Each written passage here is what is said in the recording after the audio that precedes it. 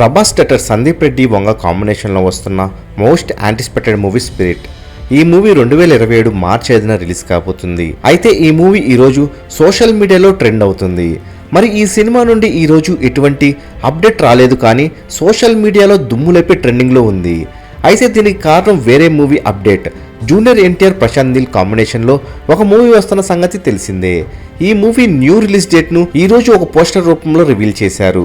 NTR Neel movie 2027 June 11న release కాబోతుందన్నారు. అయితే ఈ మూవీ రిలీజ్ డేట్కి స్పిరిట్ మూవీ ట్రెండ్ అవుతుంది.